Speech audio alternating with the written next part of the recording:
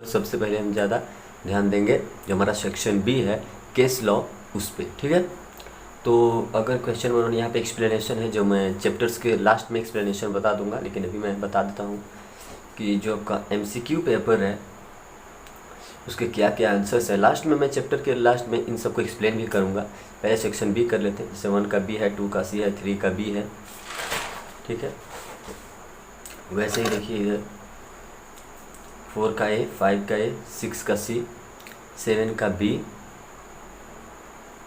8 का डी, नीचे देखिए, और 9 का सी साथ में। ये आप मॉड्यूल में भी देख सकते हैं, ये सारे आंसर्स दिए गए हैं, ठीक है। ये तो एमसीक्यू पेपर है, लास्ट में भी मैं एक्सप्लेन करूँगा कि कौन सा ऑप्शन सही है और क्यों, लेकिन अभी के लिए जो है वो सेक्शन बी ज़्यादा इम्पोर्टेंट है, तो हम सेक्शन बी ही देखेंगे, ठीक है। तो देखिए सेक्शन बी का क्वेश्चन नंबर 1 जो था उसमें क्या कहा गया था। देखिए प्रेजेंटेशन के मामले में जैसे हम सीए फाउंडेशन में प्रेजेंट करते थे बिल्कुल सिमिलर वे ही होगा कि पहले हम प्रोविजंस लिखेंगे, फिर उसके बाद फैक्ट्स लिखेंगे, और उसके बाद जो है वो केस लॉ का वो नीचे कंक्लूजन देंगे, ठीक है। क्वेश्चन नंबर 1 देखिए, जिसमें था कि एक कपिला लिमिटेड है जो इशू करती है 1 लाख शेयर्स, ठीक है, 1 अप्रैल 2021 को, जो कि पूरी तरीके से सब्सक्राइब कर लिया जाता है, ठीक है। जबकि एक कुसा लिमिटेड है जो उसी में 4000 शेयर्स, और एक प्रेम लिमिटेड है जो उसी में यानी कि कपिला में ही 2000 शेयर्स दोनों जो है होल्ड करते हैं। मतलब कुसा और ये प्रेम दोनों मिलकर 6000 उसमें होल्ड करते हैं, किसमें, कपिला में, okay. Kapila limited is also holding 20% equity shares of red limited before the date of issue of equity shares stated above. कह रहा है कि ये जो ऊपर शेयर्स दिए हुए हैं उससे पहले 20% जो शेयर है जो रेड लिमिटेड का है वो कपिला लिमिटेड होल्ड करती है, ठीक है। आगे देखते हैं कि red limited control the composition of board of directors of कुसा एंड प्रेम लिमिटेड। तो कुसा और प्रेम लिमिटेड का जो शेयर्स है उनका अपार्ट फ्रॉम दैट जो इनका बोर्ड ऑफ डायरेक्टर्स है, किसका, प्रेम का, और ऊपर जो दिया हुआ है कुसा का, इनका जो बोर्ड ऑफ डायरेक्टर है वो रेड लिमिटेड होल्ड करता है, जबकि रेड लिमिटेड का 20% शेयर कपिला होल्ड करती है, ठीक है। और कपिला का जो है वो 6000 शेयर्स वो प्रेम और कौन है, कुसा होल्ड करते हैं। मतलब समझिए एक दूसरे के सब्सिडरी हैं सारे। कैसे हो गए, जैसे कि कपिला का जो है वो 4000 और 6000, कपिला का 4000 और 2000 यानी टोटल 6000, तो टोटल 6000 दो कंपनी होल्ड करती है, ठीक है। साथ में कपिला एक ऐसी कंपनी है जो रेड लिमिटेड को कंट्रोल करती है। वहीं रेड लिमिटेड वो है जो कपिला के जो 6000 पहले से शेयर होल्डर्स हैं, कौन कौन है जो शेयर्स होल्ड करके रखे हैं, कुसा और प्रेम लिमिटेड, उनको 20% होल्ड करता है कौन, रेड लिमिटेड। और रेड लिमिटेड में 20% पहले से ही कपिला का था। तो देखिए पूछ रहा है कि whether Kapila limited is a subsidiary of red limited, क्या Kapila limited subsidiary Red limited की सब्सिडरी है। तो देखिए इसका आंसर होना चाहिए यस। क्यों, क्योंकि जो कपिला है उसके मैक्सिमम शेयर्स यानी कि अबव 50% जो कहते हैं, जो कि एक सब्सिडरी कंपनी बनने के लिए देना पड़ता है, तो 50% से एबव है, 4000 और 2 6000, कौन होल्ड कर रहा है, प्रेम और कुसा। और प्रेम और कुसा को कौन होल्ड कर रहा है, वो रेड लिमिटेड, ठीक है। और रेड लिमिटेड जो है वो कैसे कर रहा है, क्योंकि वो बोर्ड ऑफ कंट्रोल जो है वो प्रेम और कुसा का कंट्रोल कर रहा है। तो इनडायरेक्टली अगर हम देखें तो कपिला लिमिटेड जिसका 6000 शेयर्स है वो होल्ड कर रहे थे दो कंपनी, और वो दोनों कंपनी को होल्ड कौन कर रहा था, वो कर रहा था रेड लिमिटेड। तो रेड लिमिटेड होल्डिंग हो गया और कपिला इनडायरेक्टली सब्सिडरी हो गया। क्यों, क्योंकि कपिला का मैक्सिमम शेयर जो दो कंपनी होल्ड कर रहे थे वो दोनों कंपनी का जो होल्डिंग कंपनी है वो रेड लिमिटेड है। वैसे ही दूसरा जो था कि Kapila limited can hold shares of red limited, क्या ये सही बात है, क्या वो होल्ड कर सकता है। तो देखिए ये टाइम पीरियड की बात है, कपिला बिल्कुल कर सकता है। क्यों, क्योंकि ये सब्सिडरी हो गया है, किसका सब्सिडरी हो गया है, रेड लिमिटेड का। कपिला क्या कर रहा था, वो 20% इक्विटी शेयर्स रेड लिमिटेड का होल्ड कर रहा था। कब, उससे पहले, यानी जैसे ये होल्डिंग बनता, जैसे ये प्रेम और कुसा को होल्ड करता, उससे पहले ही ये होल्ड कर रहा था। कौन होल्ड कर रहा था, रेड लिमिटेड पे कपिला होल्ड कर रहा था। तो बिल्कुल आराम से वो हो सकता है। तो देखिए आंसर्स कैसे देना है। देखिए सबसे पहले प्रोविजंस, ये प्रोविजन लिखा कि as per the provision of company act 2013 subsidiary company is a company. कैसी कंपनी होती है सब्सिडरी कंपनी? अब आप बोलेंगे सब्सिडरी कंपनी का कॉन्सेप्ट क्या लगा, तो इसमें शेयर्स जो है वो मैक्सिमम होल्ड किए जा रहे हैं, ठीक है। कपिला लिमिटेड का मैक्सिमम शेयर जो है वो पूसा और प्रेम होल्ड कर रहे हैं, यानी कि साफ पता चला कि यहाँ पे होल्डिंग और सब्सिडरी को ही डिफाइन करना है। तो देखिए सब्सिडरी किसे कहते हैं? जिसमें होल्डिंग कंपनी चाहे बोर्ड ऑफ डायरेक्टर्स को कंट्रोल कर रही हो या फिर वोटिंग पावर हो उनके पास, ठीक है। वोटिंग पावर मतलब जो इक्विटी शेयर्स होती है जिसके पास वोटिंग पावर होता है, उसमें मोर देन 1/2 मतलब 50% से ज़्यादा शेयर्स होनी चाहिए, ठीक है। और क्या डिफाइन क्या नीचे कि no company share hold shares in its holding company, नहीं कर सकते होल्डिंग कंपनी में शेयर, ठीक है। And holding company can not allot shares to its subsidiaries, बिल्कुल नहीं अलॉट कर सकता।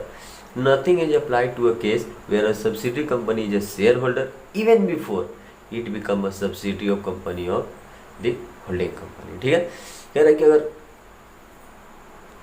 पहले से ही ये जो है वो सब्सिडरी है या फिर कुछ शेयर्स जो है वो हेल्ड कर रही है, उसके बाद अगर वो सब्सिडरी बन जाती है तो ये कोई कॉम्प्लायंसेज नहीं है, ठीक है।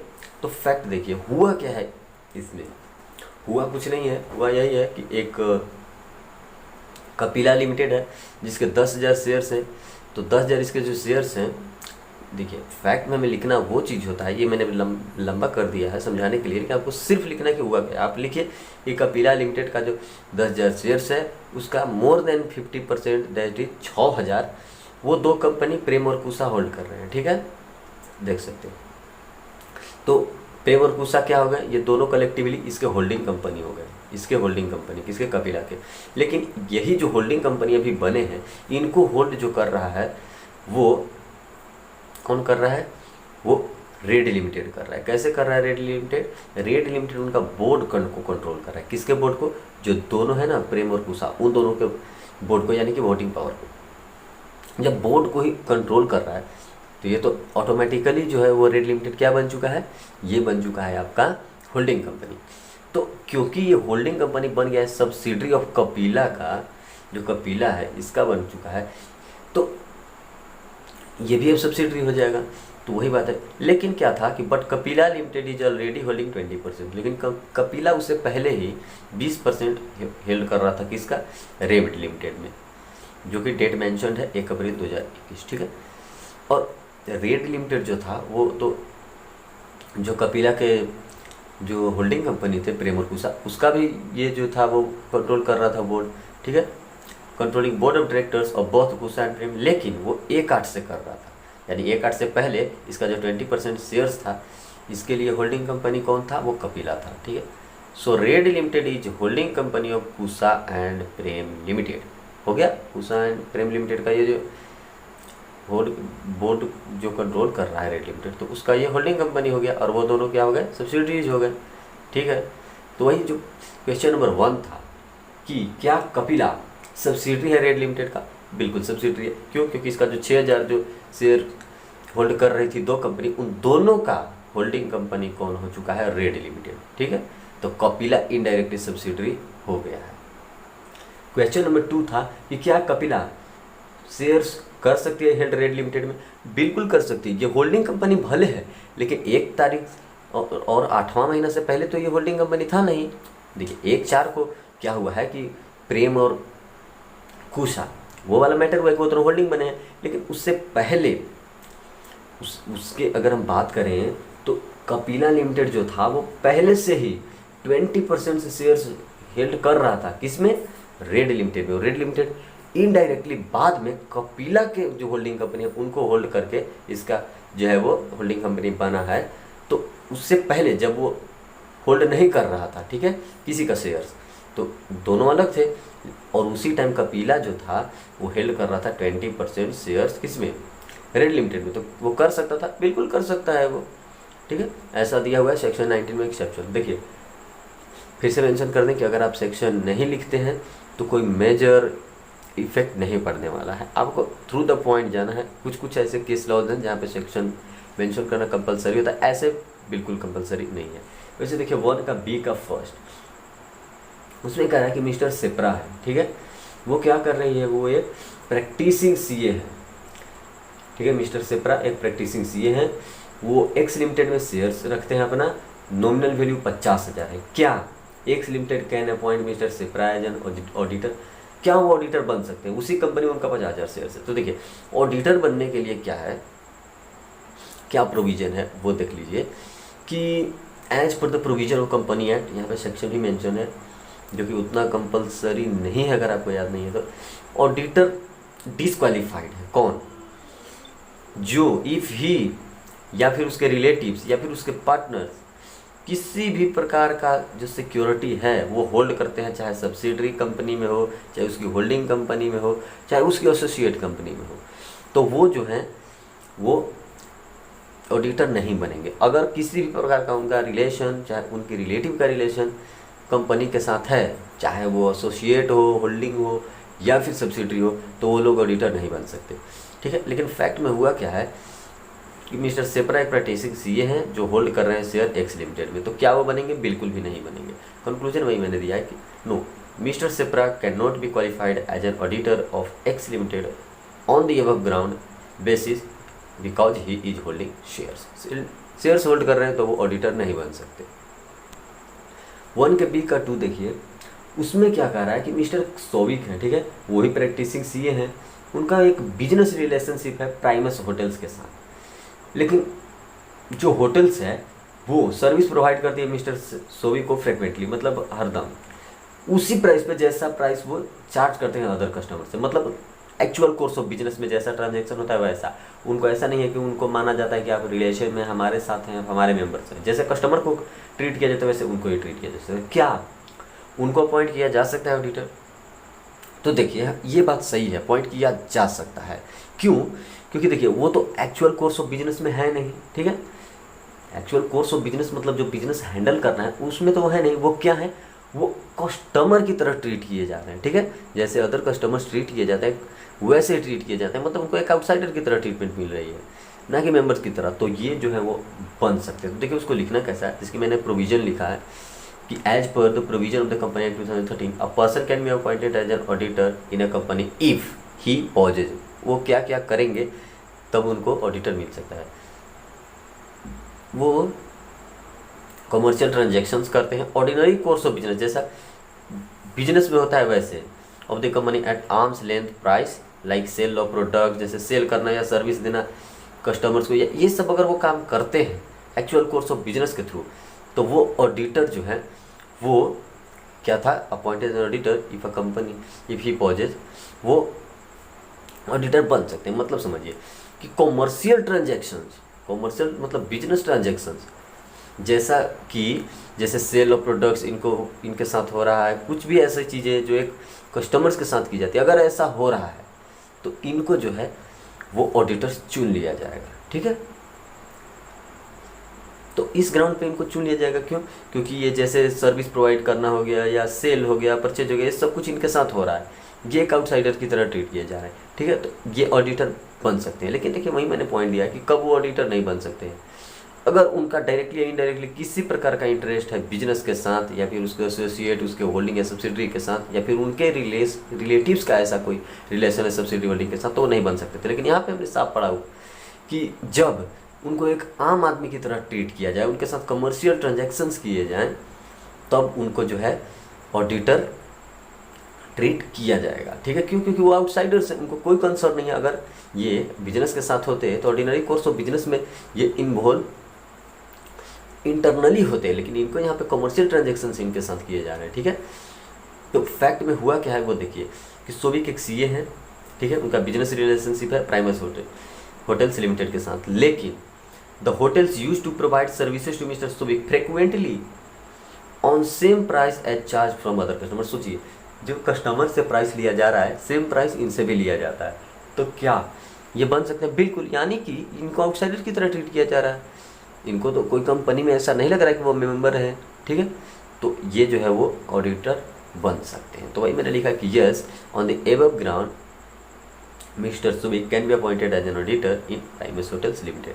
देखिए कब वो नहीं हो पाते, अगर उनके साथ कमर्शियल ट्रांजैक्शंस की जो बात है वो अगर नहीं होती, उनको भी एक अलग पहचान दिया जाता, क्योंकि उनका उस कंपनी के साथ रिलेशन था, ठीक है। अगर उनको वो रिलेशन बरकरार रहता, उनको सेम प्राइस चार्ज नहीं किया जाता जैसा अलग कस्टमर से चार्ज किए जा रहे थे, तो ये ऑडिटर नहीं बन सकते थे। क्यों? क्योंकि जब प्राइस एक कस्टमर की तरह नहीं चार्ज किया जा रहा है, मतलब आपको एक इंटरनल और एक मेंबर आपको ट्रीट किया जा रहा है, लेकिन यहाँ पे क्योंकि आपसे वही चार्ज लिया जा रहा है, मतलब आपको आउटसाइडर, और आउटसाइडर्स आराम से ऑडिटर बन सकते हैं।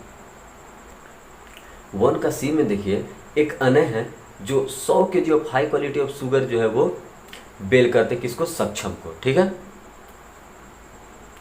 और क्या प्रॉमिस करते हैं कि मैं तुम्हें 800 दूंगा at the time of taking back the bail goods, कि जब मैं वापस लूँगा तो 800 तुमको दूंगा। इन द अब्सेंस ऑफ सक्षम, जैसे ही सक्षम बेचारा अपने दुकान में नहीं होता है, तो उसका एक एम्प्लॉय होता है जो क्या करता है कि सक्षम का जो शुगर है उसको अनय के शुगर के साथ मिक्स कर देता है। अब सोचिए, अनय का बेचारा का अच्छा क्वालिटी ऑफ गुड्स था और वो उसे अपनी दुकान वाला मिक्स कर दिया। ठीक है। फिर क्या होता है, अनय को बाद में ये बात पता चलती है कि उसका जो गुड्स जो कि वो बेल किया था, किसको? सक्षम को, उसको वो जो है मिक्स कर दिया गया है। ठीक है। तो बाद में क्या होता है कि क्या रिमेडीज अवेलेबल है अनय के पास। अब अनय बेल किया था अपना गुड्स सक्षम को, और सक्षम उसको अपनी दुकान में रखा था, किस लिए? क्योंकि उसको 800 रुपये मिलने वाले थे बाद में। लेकिन क्या हुआ कि सक्षम के ही एक एम्प्लॉय ने सक्षम के ही शुगर को जो अनय सेंड किया था उससे मिक्स कर दिया। बताइए, ये गलत बात है। तो फिर क्या होता है, हो जाएगा कि क्या रिमेडीज है। तो पहले देखिए, इंडियन कॉन्ट्रैक्ट एक्ट में हम पढ़ते हैं, पहले हम लिखेंगे प्रोविजन कि as per the provision of Indian contract act 1872, if the bailee, जो बेली होता है, without the consent of the bailor, bailor से पूछे बिना, mixes his own goods in such manner that it is impossible to separate. ठीक है। यहाँ पे क्या है कि बेलर नहीं है, without the consent of baler, क्या किया बेली ने कि मिक्स कर दिया। ठीक है। उसका एम्प्लॉय है तो वही बेली ही ट्रीट किया जाएगा। वो मिक्स कर दिया और ऐसा मिक्स किया कि जिसे अलग नहीं किया जा सकता। अब शुगर को आप अलग कर सकते हैं? नहीं। Separate the goods baled from the other goods, जो भेजा गया था उसके साथ ऐसा मिक्स कर दिया कि वो सेपरेट ही नहीं हो सकता। And deliver them back, the bailor is entitled to compensated the to be compensated by the bailee for the loss of the goods. बिल्कुल सिंपल सी बात है कि हम आपको सामान दिए, आप सामान को ऐसे मिक्स कर दिए, उनको सेपरेट ही नहीं किया जा सकता। ठीक है। हम आपको बोले थे कि चुपचाप रखना है, तो अब आप मिक्स कर दिए तो उसके लिए आप रिस्पॉन्सिबल हैं, तो बेलर को यहाँ पे कंपेंसेशन मिलेगा। तो फैक्ट में हुआ क्या है, बिल्कुल सिंपल सी वही है कि इतना 100 kg गुड्स भेजा था, 800 बोला था कि मैं दे दूंगा एट द टाइम ऑफ, जब मैं वापस आऊँगा अपना सामान ले जाऊँगा। और उसका एक एम्प्लॉय मिक्स कर देता है उसके शॉप में, बाद में वो आता है तो उसे पता चलता है कि यहाँ पे मिक्स किया गया है। तो उसके पास रिमेडीज क्या क्या है बेचारे के पास, बेलर के पास। तो रिमेडीज यही है कि उसे जो है वो कंपेंसेशन मिलेंगे। किस चीज़ का कंपेंसेशन? जो उसके गुड्स को मिक्स कर दिया गया। Since the mixed sugars can not be separated, Saksham must compensate Anay for the loss of high sugar, मतलब हाई क्वालिटी ऑफ शुगर के लिए उसको कंपेंसेट करना ही पड़ेगा, क्योंकि वो भेजा था आपके पास हाई क्वालिटी और सक्षम का एक एम्प्लॉय उसको मिक्स कर दिया, तो इसके लिए रिस्पॉन्सिबल कौन होगा? इनडायरेक्टली सक्षम ही होगा। फर्स्ट की डी का 1 देखिए, उसमें क्या पूछा था ऊपर क्वेश्चन की, whether the following persons can be called as a holder under the negotiable instrument act 1881। देखिए होल्डर क्या हो सकते हैं, तो होल्डर के लिए क्या क्या चाहिए क्राइटेरिया, पहले वो देखिए। पहले क्वेश्चन नंबर 1 भी पढ़ लेते हैं कि Madan was going to the office through metro rail से ऑफिस जा रहा था। He found a cheque payable to bearer on the floor of coach number 6 and 10C। कह रहा है कि वो ट्रेन से जा रहा था, कौन? मदान। ऑफिस में उसे एक चेक मिला और वो क्या करता है कि उसे रख लेता है। तो क्या मदान होल्डर बन गया? देखिए होल्डर बनने के लिए 2 क्राइटेरिया है और उसमें दोनों क्राइटेरिया अगर फुलफिल हो जाती है तो होल्डर वो बन सकता है। एक तो वो उसका नाम जो है उस पर हो, मतलब वो उसका नाम पर ही वो चेक बनाया गया हो, और दूसरा वही इंसान जो उस अमाउंट को लेने के लायक हो। ठीक है। He is entitled to receive the due amount, तब भी उसका नाम ही मेंशन हो और वो इंटाइटल भी हो, तभी वो जो है वो होल्डर बन सकता है, उसी के नाम पे बना हो और वो इंटाइटल्ड हो। तो देखिए प्रोविजन हमने क्या लिखा है कि as per the provision of negotiable instrument act, holder of a negotiable instrument means, holder का क्या मतलब है? पहले any person entitled to his own name, खुद के नेम पर वो इंटाइटल्ड है, उसके पास राइट है, to the possession of it, उसको रखने का इसके पास टाइटल होनी चाहिए, ठीक है, इसके पास इतना राइट होनी चाहिए, इसके पास पावर होनी चाहिए कि वो जो चेक है वो इसके नाम पर हो और ये उसका पोजीशन रखता हो। And to receive due amount, और वो जो ड्यू अमाउंट है उस पर उसको रिसीव कर सकता है। 2 पॉइंट है, एक कि उसका पोजीशन इसके नाम पर हो, किसका, जो इनेगोशिएबल इंस्ट्रूमेंट है जो चेक है उसका, और दूसरा अमाउंट इसी को मिलने वाला हो, ठीक है, तो ये होल्डर कहा जाएगा। अब देखिए क्या है, फैक्ट में क्या हुआ है, मदान जा रहा था ऑफिस मेट्रो रेल से, उसे चेक मिला पेबल टू बियर, वो बियर को पेबल था, इसको तो था नहीं, लेकिन ये इसको सिर्फ रिटेन कर रहा है, ठीक है, लेकिन इसके नेम पे है बिल्कुल भी नहीं, तो इस ग्राउंड पे कह सकते हैं क्योंकि ये क्राइटेरिया फुलफिल नहीं हुआ तो वो is not entitled to receive the due amount from party. क्यों, Madan is not a holder of the instrument since he is in possession of the cheque, possession तो है उसके पास लेकिन but not entitled to the possession of it and his own name, खुद का name, जो यहाँ पे मैं बात किया था कि अमाउंट जो है होनी चाहिए वो इसी के लिए होनी चाहिए, टू रिसीव ड्यू अमाउंट, वो इसके लिए नहीं है, वो किसी और के लिए है, तो ये उसका ओनर या फिर होल्डर नहीं बन सकता, ठीक है, वो इंटाइटल है ही नहीं। क्यों, क्योंकि he is not entitled to receive the due amount from the party. क्यों नहीं है, क्योंकि इसके पास तो सिर्फ चेक्स मिला है, इसके नाम पर ना ही इंटाइटल्ड है और ना ही ये जो है वो एबल है अमाउंट रिसीव करने के लिए, ठीक है। आगे देखते हैं 1 के डी का 2 जो था उसका, उसमें क्या था, देखा कि मिस्टर राजेश जो थे वो पेई थे, मिस्टर प्रीति जो थी वो राजेश की क्या थी, एजेंट थी, तो इसमें प्रीति जो थी वो अमाउंट के लिए इंटाइटल थी, बट मैं receive payment of the amount, क्योंकि वो एजेंट है तो पेमेंट ले सकती है लेकिन होल्डर नहीं है। अब देखिए यहाँ पे एजीएम की बात आ गई है, 2 का ये जो है उसमें पूछ रहा है कि क्या ये वैलिड एजीएम होगा। तो फर्स्ट जो था उसमें ये लिखा हुआ है कि the first AGM of company shall be held within a period of 6 months from the date of closing of the financial year. क्या ये सही है, वैलिड है? तो देखिए ये इनवैलिड है। फर्स्ट जो एजीएम मीटिंग होता है वो 9 मंथ्स के लिए होता है, ठीक है, 6 महीने के लिए नहीं, वो 9 महीने के लिए होता है एजीएम, तो फर्स्ट जो है वो फॉल्स है। तो देखिए वही मैंने लिखा हूँ कि first since annual general meeting shall be held for 9 months as per the provision of the company act, annual general meeting shall be held for 9 months on this ground above statement is invalid. वही second देखिए 2 के का 2, registrar for any special reason extend the time within which the first AGM shall be held. कह रहा है कि क्या वो एक्सटेंड कर सकता है, टाइम पीरियड बढ़ा सकता है, कौन, रजिस्ट्रार, कोई स्पेशल रीजन के लिए, with in which the first AGM shall be held, ठीक है, फर्स्ट एजीएम के साथ जो होने वाला है उसका क्या वो एक्सटेंड कर सकता है टाइम। तो देखिए extension of time is made with subsequent annual general meeting and not with in first meeting. यहाँ पे साफ लिखा हुआ है कि क्या वो first meeting, first AGM shall be held उसमें एक्सटेंशन कर सकते, नहीं, तो एक्सटेंशन जो अलाउड है वो सब्सिक्वेंट एजीएम के लिए होती है, ठीक है, आने वाली जो होती है एजीएम्स, मतलब फर्स्ट के बाद after the conclusion of first AGM, उसमें जो है ना एक्सटेंशन होती है, ना कि फर्स्ट एजीएम में। तो वही मैं लिखा हूँ कि since the extension of time is made with subsequent annual general meeting and not with in first meeting, ठीक है।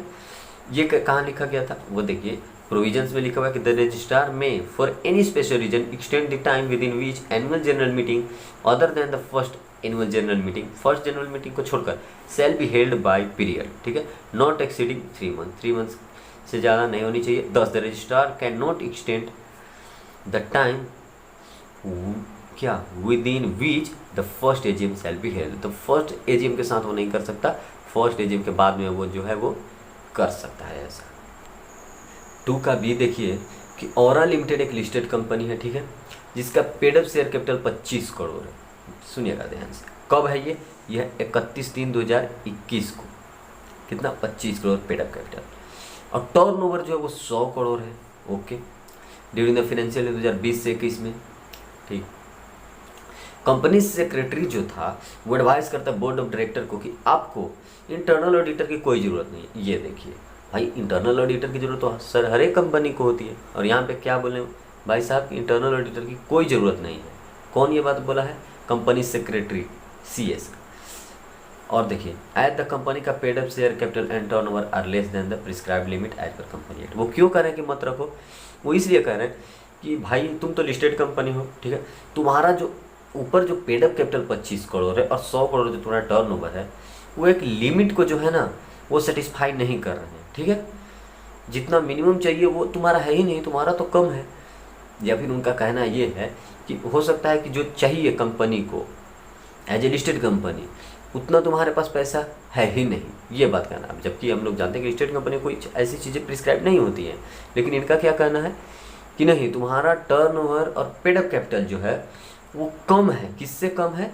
जो एक लिमिट चाहिए ना किसी भी कंपनी को, उससे कम है तुम्हारा, ठीक है। एक लिस्टेड कंपनी तुम हो, तुम्हारा कम है, तुम एक पब्लिक कंपनी हो, तुम्हारा पेडअप कैपिटल और टर्नओवर एक पब्लिक कंपनी जितना नहीं है, तो तुम जो है इंटरनल ऑडिटर क्यों अपॉइंट करोगे? तो देखिए हमने प्रोविज़न लिखा है इस चीज़ को एक्सप्लेन करने के लिए बहुत अच्छे से कि as per the provisions of company act 2013 the following class of company is required to appoint an internal audit which may be either individual, partnership और बॉडी कॉर्पोरेट। कुछ भी पार्टनरशिप हो या इंडिविजुअल हो या फिर कोई बॉडी कॉर्पोरेट जो इंटरनल ऑडिटर बन सकता है। किस किस केसेस में?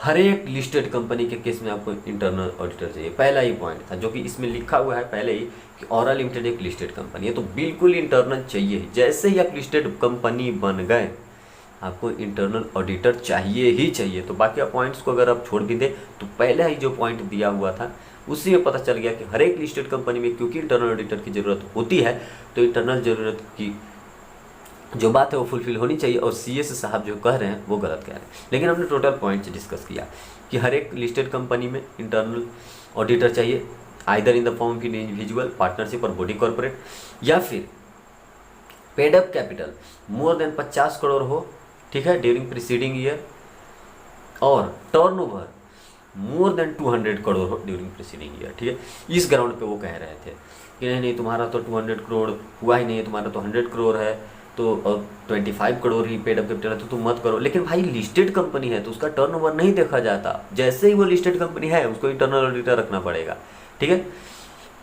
और केसेस हैं loan more than 1 crore at any point of time preceding year. कभी भी अगर प्रीसीडिंग ईयर में अगर एक कंपनी 1 करोड़ लोन ली है, आउटस्टैंडिंग डिपॉजिट ऑफ 25 करोड़ और more during 1 preceding year, private company are also required to appoint internal auditor, ठीक है। तो ये सारे पॉइंट थे। लेकिन लिस्टेड कंपनी के लिए क्या है, इंटरनल ऑडिटर आपको रखना ही रखना है। तो वही जो फैक्ट है वो टोटल फैक्ट में मैं लिख दिया हूँ कि कंपनी था जिसका 25 करोड़ पेडअप था, 100 करोड़ उनका टर्नओवर था एनुअल, लेकिन उनके सीएस साहब बोले बोर्ड ऑफ डायरेक्टर से कि इंटरनल ऑडिटर मत रखिए, आपका टर्नओवर जो है वो लिमिट को प्रिस्क्राइब नहीं करता। क्योंकि ये लिमिटेड कंपनी ये लिस्टेड कंपनी है, तो उस ग्राउंड पे ये बात कहना गलत हो गया इनका, क्योंकि लिस्टेड कंपनी का मतलब है कि आपको इंटरनल ऑडिटर रखना ही रखना है, ठीक है। तो being a listed company Aura is required to appoint internal auditor, appoint करना ही होगा। और सीएस साहब जो बोल रहे हैं वो गलत बोल रहे हैं। देखिए यहाँ पे conclusion, since Aura limited is a limited listed company, limited बोल दिया, sorry, listed company, so it is required to appoint an internal auditor ignoring paid up and turnover, ठीक है। उन सबको छोड़कर जैसे ये लिस्टेड कंपनी आया, बस आपको इंटरनल चाहिए, आपका पैसा कितना भी हो। देखिए 2 का सी वो क्या कहता है कि शिवा जो है वो गणेश को अपॉइंट करता है अपना एजेंट, किसके लिए? अपना लैंड सेल करने के लिए, ठीक। अब देखिए गणेश क्या करता है, वो गौरी को अपॉइंट कर देता है शिवा के अथॉरिटी के तहत, ठीक है। शिवा के को क्या करता है, शिवा गणेश को अपॉइंट किया और गणेश अपॉइंट कर दिया गौरी को, ठीक है।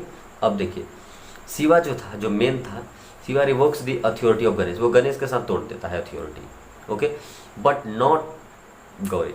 लेकिन गौरी के साथ वो नहीं तोड़ता है। किसके साथ वो तोड़ दिया? गणेश के साथ, जबकि गणेश के अंडर में गौरी थी, ठीक है। तो पूछ रहा है कि what is the agency of Gauri. तो देखिए क्योंकि शिवा से गणेश को मिला था अथॉरिटी, और जब गणेश का अथॉरिटी छीन लिया जाए तो इनडायरेक्टली जो है वो गौरी, जो कि उसी गणेश के अंडर में काम कर रही थी, उसका भी अथॉरिटी छीन लिया जाएगा, ठीक है। तो वही मैंने प्रोविज़न लिखा है, देखिए कि as per the provision of Indian contract act 1872 termination of the authority of an agent क्या करता है, causes termination of the authority of the all the sub agents appointed by him. तो इसमें सब एजेंट्स कौन हो गए? इसमें सब एजेंट्स थी गौरी। मेन जो था मास्टर वो कौन था आपका, वो आपका था शिव, और उसके बाद जो गणेश था वो एजेंट था, और सब एजेंट कौन हो गए, गौरी, जो कि गणेश से अथॉरिटी ली थी। तो गणेश के साथ ही जब कोई टर्मिनेशन हो गया तो जिसके अंडर में, गणेश के अंडर में जो काम कर रही थी उसका भी अथॉरिटी चला गया, ठीक है, subject to the rules regarding the termination of an agent's authority. Okay, तो फैक्ट में क्या हुआ है, वही हुआ है कि शिवा अपॉइंट किया गणेश को अपना लैंड बेचने के लिए, अब गणेश अपॉइंट किसको कर दिया, वो कर दिया गौरी को। अब जब गणेश के साथ रिश्ता तोड़ देता है कौन, शिवा, तो इनडायरेक्टली रिश्ता गौरी के साथ भी टूट गया और गौरी का पावर भी छीन लिया गया। तो वही कंक्लूजन में था कि authority of Gauri terminated, Gauri का भी जो अथॉरिटी वो टर्मिनेट हो गया, क्योंकि जो गौरी का जो हेड था प्रिंसिपल, उसका भी टर्मिनेट हो गया। तो जब उसका टर्मिनेट हो गया तो इसका कैसे बन सकता है, since Shiva revokes authority of Ganesh which result in termination of authority of sub agent Gauri appointed by Ganesh, बिल्कुल उसका भी अथॉरिटी चला गया। अब देखिए 2 का डी में जो था वो कैरेक्टरिस्टिक्स पूछा है नेगोशिएबल इंस्ट्रूमेंट का। नेगोशिएबल इंस्ट्रूमेंट मतलब जिस इंस्ट्रूमेंट को हम निगोशिएट कर सकते हैं, किसी को दे सकते हैं। चेक हो गया, bills of exchange, promissory note जिसे कहते हैं। तो देखिए क्या क्या इसके कैरेक्टरिस्टिक्स है, कोई भी 4 पॉइंट आप लिख सकते हैं। नेसेसरी इन राइटिंग, हाँ राइटिंग में होनी चाहिए भाई, क्या है, किसको देना है, कौन इंटाइटल्ड है, कितना अमाउंट देना है। It should be sign, sign भी होनी चाहिए। It should be freely transferable from one person to another person. जब ये ट्रांसफरेबल होगा ही नहीं तो इसको तो हम निगोशिएबल इंस्ट्रूमेंट कहेंगे ही नहीं। निगोशिएबल का मतलब होता है ट्रांसफरेबल, तो ट्रांसफरेबल होनी चाहिए। होल्डर का नेम होना चाहिए, कोई भी उसमें डिफेक्टिवनेस नहीं होनी चाहिए। और क्या क्या है कि अनकंडीशनल प्रॉमिस होना चाहिए, ऐसा नहीं कि कुछ भी जो है वो कंडीशनल लगा दी कि ऐसा होगा तब ही, नहीं, इसमें अनकंडीशनल जो लिख दिया गया वही फॉलो होगा। ओके, और देखिए क्या है, ये सिर्फ मनी ही कंटेन करता है, कंटेन मनी ओनली। ऐसा नहीं कि कुछ प्रॉमिस उसमें कंटेन है कि हाँ आपको ये कॉन्ट्रैक्ट करना है, आपको वो करना है, या आपको ये कंसिडरेशन के लिए करना है, नहीं, इसमें सिर्फ मनी, सिर्फ पैसा से रिलेशन है इसका। The sum payable at the time of payment and paying must be certain, pay जो है एकदम सर्टेन होनी चाहिए, ठीक है, पे जिसे मिलेगा वो एकदम निश्चित होनी चाहिए कि हाँ हमें देना किसको है। ऐसा नहीं कि किसी को भी देना है, कुछ उस पर मेंशन नहीं है कि किसको देना है, यहाँ पे मेंशन होनी चाहिए स्ट्रिक्टली कि किसको देना है, किसके नाम पे मना है। और देखिए the instrument should be delivered, हाँ तो इंस्ट्रूमेंट तो डिलीवर होगा ही क्योंकि निगोशिएबल इंस्ट्रूमेंट है। आगे देखिए 3 का A का 1, 3 के A का 1 में डायरेक्ट क्वेश्चन है कि प्राइवेट प्लेसमेंट क्या होता है, ठीक है। तो प्राइवेट प्लेसमेंट देखिए, जब आप सिक्योरिटी जो है वो किसी पार्टिकुलर ग्रुप को या फिर किसी पार्टिकुलर पर्सन को अगर आप देते हैं तो उसी को कहते हैं प्राइवेट प्लेसमेंट। मतलब आप पब्लिक को नहीं दे रहे हैं। प्राइवेट प्लेसमेंट मतलब जो जैसे आप प्रोस्पेक्टस जारी करते हैं, ठीक है, तो पब्लिक के लिए प्रोस्पेक्टस जारी होती है कंपनी का। लेकिन प्राइवेट प्लेसमेंट में क्या है कि आप किसी खास ग्रुप ऑफ पर्सन को देते हैं या फिर किसी खास पर्सन को दे देते हैं। क्या क्या इग्नोर करके, irrespective to public offer, public को आप ऑफर दे ही नहीं रहे हैं।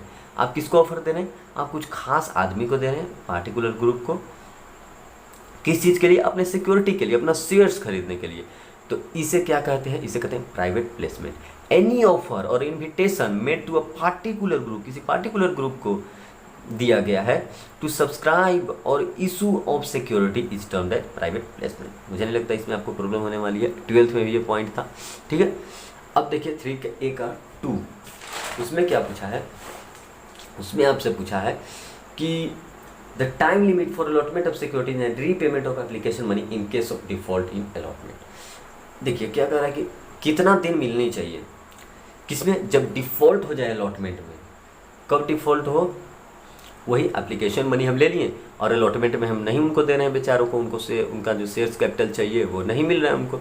तो देखिए उस केसेस में कितना टाइम चाहिए।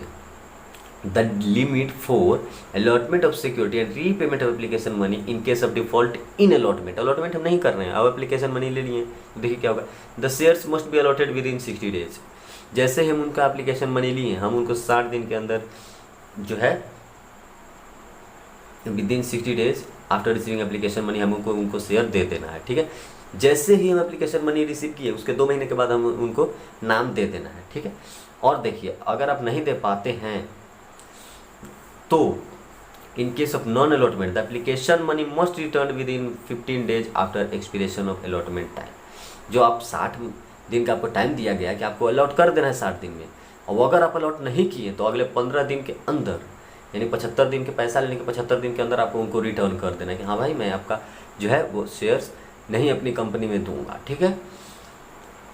If the case of return exceeds, आपको जो 75 दिन टाइम दिया गया है जब आप पैसे लिए उससे, अगर आप नहीं दिए 75 दिन में तो क्या होगा, they are entitle to 12% interest, 12% interest on their due amount after the 60। देखिए 60 दिन में तुमको अलॉटमेंट मिल जाना चाहिए था बेचारों को, और नहीं मिला तो 60 दिन के 15 दिन के अंदर, 60 दिन के बाद 15 दिन के अंदर अगर आप दे देते हैं तब तो कोई बात नहीं है उनको, बाद में अगर आप उनको रिटर्न कर देते हैं या शेयर अलॉट कर देते हैं, लेकिन विद इन 60 डेज तो कोई दिक्कत नहीं है। और अगर आप शेयर अलॉट नहीं करते हैं तो 75 दिन के अंदर अगर आप उनको पैसे नहीं दिए तो जो 60 दिन था, जो उनका पीरियड था उनको इंटाइटल्ड लेने का, उसके बाद से इंटरेस्ट लगेगा।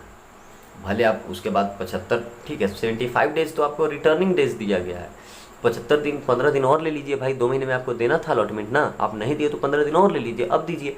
लेकिन अगर आप नहीं देते हैं तो 60 दिन के बाद ही, मतलब एप्लीकेशन मनी लेने के जस्ट बाद 2 महीने और होंगे, और उसके बाद से इंटरेस्ट के साथ आपको फिर पैसा रिटर्न करना पड़ेगा। और कितना इंटरेस्ट लगेगा आफ्टर 60 डेज, @12%। आइए 3 के बी का क्वेश्चन देखते हैं। उसमें क्या कहता है कि बोर्ड ऑफ डायरेक्टर्स जो हैं of mines limited, mines limited का जो बोर्ड ऑफ डायरेक्टर्स है, जो कि एक लिमिटेड कंपनी है, वो मिस्टर गुरु को अपॉइंट करते हैं, क्या, CA at its first auditor, पहला ऑडिटर उसे अपॉइंट करते हैं। मिस्टर गुरु जो कि सीए उसको पहला ऑडिटर अपॉइंट करते हैं, ठीक है। Within 30 days of the registration of the company to hold office from the date of incorporation to conclusion of the first AGM, करके 30 दिन जो कि इनकॉर्पोरेशन का टाइम हो रहा था कंपनी का, 30 दिन ही हुआ था कंपनी का बने हुए, वो लोग अपॉइंट कर लिए मिस्टर गुरु को, क्या, अपना फर्स्ट ऑडिटर। फिर क्या होता है देखते हैं। फर्स्ट एजीएम जो फर्स्ट एनुअल जनरल मीटिंग होता है उसके कंक्लूजन तक, फिर क्या होता है, eight the first AGM mister Guru was reappointed. फिर देखिए फर्स्ट एजीएम तक तो वो अपॉइंट हो गए थे, फिर क्या हुआ कि उनको रीअपॉइंट किया गया to hold office from the conclusion of first AGM till the conclusion of 6th AGM. कह रहा कि पहले एजीएम के लिए तो उनको अपॉइंट किया ही गया कि ठीक है अब आइए आपको यहाँ पे फर्स्ट एजीएम के लिए हम अपॉइंट कर रहे हैं, ठीक है। उसके बाद क्या हुआ कि कह रहा है कि फिर से फर्स्ट एजीएम के कंक्लूजन के बाद उनको 6th एजीएम तक के लिए फिर से उनको जो है वो अपॉइंट कर दिया गया। तो क्या ये वैलिड है रीअपॉइंटमेंट? तो देखिए फर्स्ट एजीएम जो होता है ना उसका कोई रिलेशन नहीं होता है सबसेक्वेंट जो होता है आगे जो आने वाले एजीएम होते हैं उनसे, ठीक है। तो फर्स्ट एजीएम में अगर ये सिलेक्ट हो गया है, ठीक है, और अगर ये गुड्स है मतलब सही है, विद इन 30 डेज हुआ है तो वो तो सही बात है इनकॉर्पोरेशन से, तो क्या वो फिर रीअपॉइंट हो सकता है? बिल्कुल हो सकता है। आगे सब्सिक्वेंट जो चीज़ है वो अलग है, किससे, फर्स्ट एजीएम से। तो अगर वो फर्स्ट एजीएम में अपॉइंट हो गया इसका मतलब ये नहीं कि वो फर्दर रीअपॉइंट नहीं हो सकता।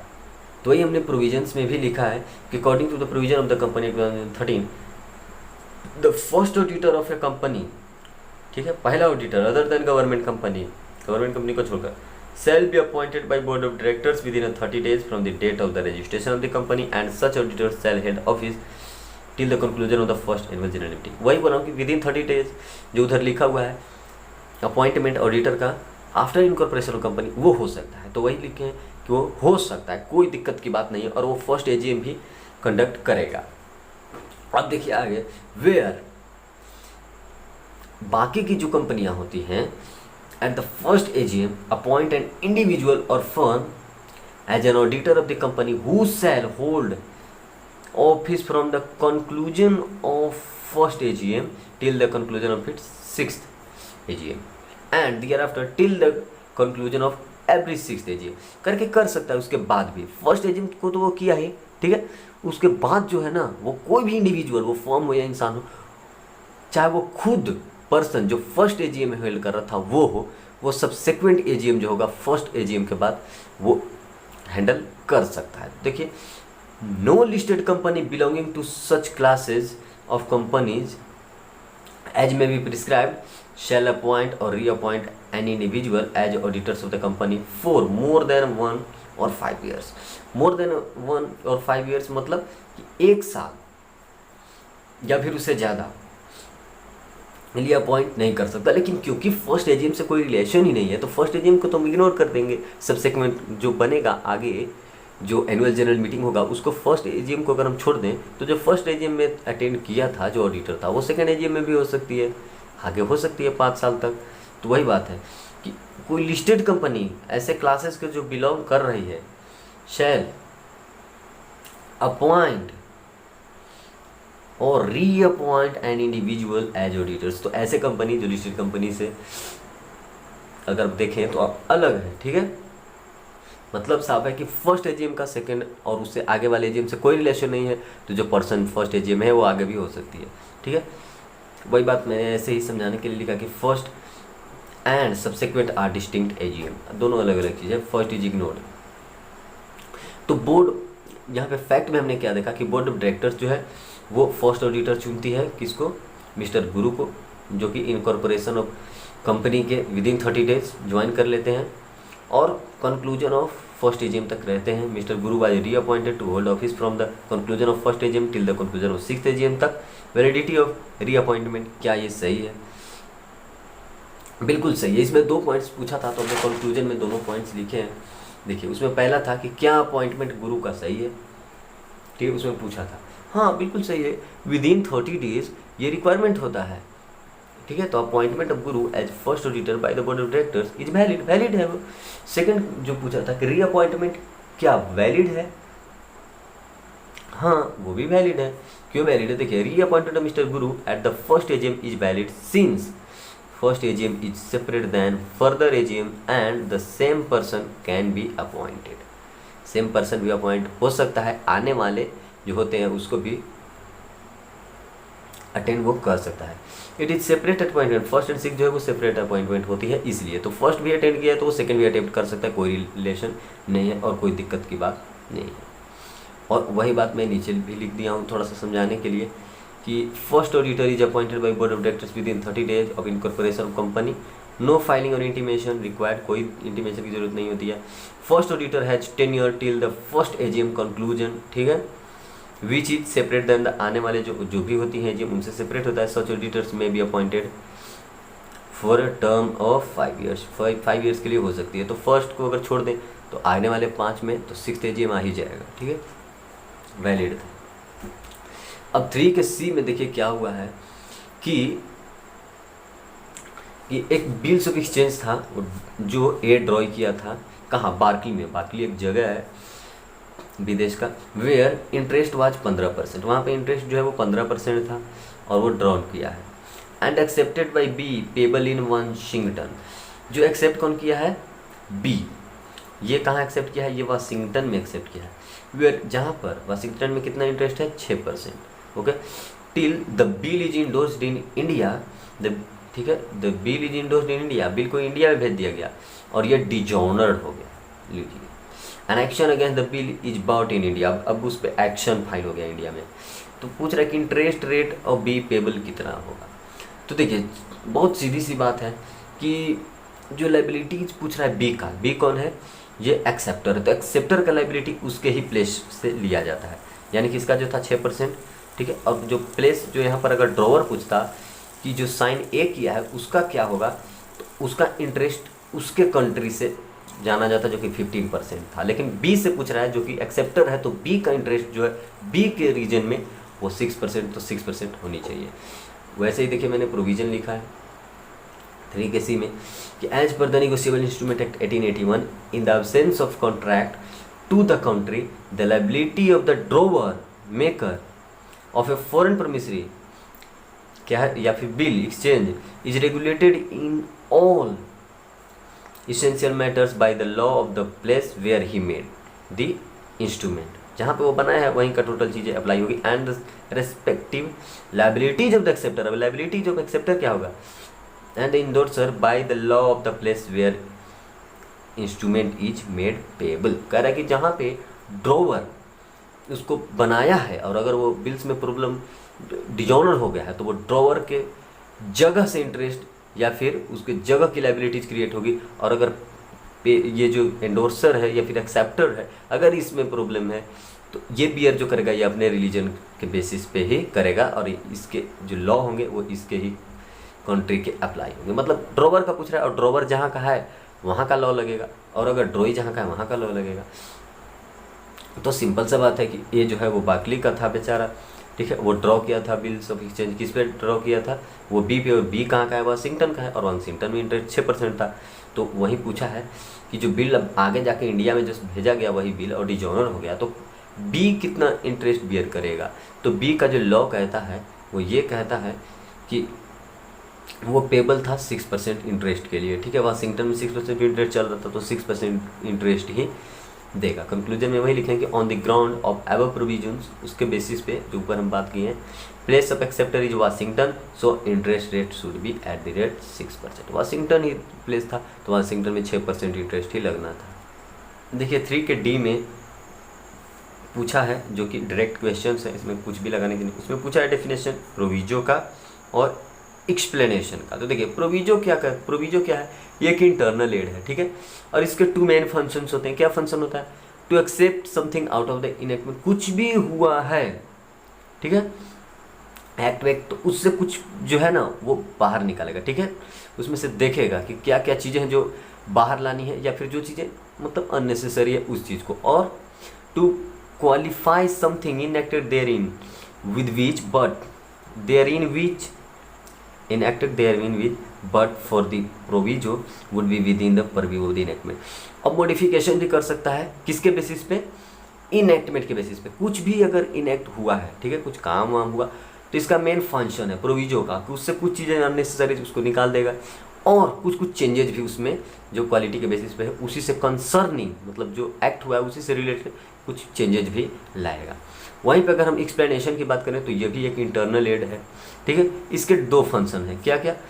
एक तो इंक्रीजिंग साइज को इंक्रीज करना, या फिर डिक्रीजिंग साइज, ठीक है, इंक्लूड या एक्सक्लूड, सेक्शन के साइज को इंक्लूड या फिर एक्सक्लूड कर देगा, इंक्रीज कर देगा, डिक्रीज कर देगा। ये था एक्सप्लेनेशन और प्रोविजो। अब देखिए सेकेंड जो 4 का ये है वो देखिए, इसमें लिखा गया है कि 6 महीने के अंदर जो है 4 का ए का 1 देखें तो बाईबैक हो गया है 1 साल के अंदर, ठीक है। तो अब आप बताइए कि जो बाईबैक होता है ना वो 1 साल के बाद होता है, ठीक है। बाईबैक पीरियड हमारा 1 साल के बाद होना चाहिए, और यहाँ पे क्या लिखा है कि 1 साल के अंदर ही 6 महीने में ही कर दिया बाईबैक, ये तो गलत है।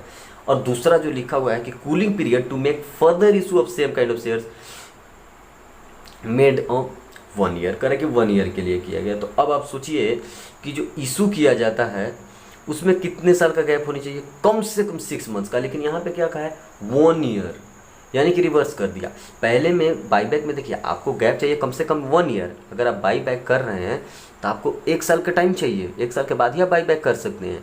लेकिन वहीं आप इशू की बात करें वो 6 मंथ्स के गैप को जो है वो अलॉट करती है, यानी कि विद इन 1 ईयर आप क्या कर सकते हैं, इशू कर सकते हैं शेयर्स को, और आफ्टर 1 ईयर जो है वो आप बाई बैक कर सकते हैं। लेकिन ऊपर लिखा हुआ है कि आफ्टर 1 ईयर आप उसको इशू कर सकते हैं, लेकिन विद इन 1 ईयर मैंने 1 साल के अंदर ही आप उसको बाई बैक कर रहे हैं, तो ये तो गलत हो गया, रिवर्स सिचुएशन। तो थोड़ा सा उसको लॉ के बेस पे अगर आप देखें तो उसको कैसे लिखा जा सकता है, ये देखिए प्रोविजन लिखा, हालांकि आपको इतनी लंबी लिखने की जरूरत नहीं थी, आप विदाउट कुछ लिखे भी लिख सकते थे, कंक्लूजन दे सकते हैं कि इनकरेक्ट स्टेटमेंट है। क्यों?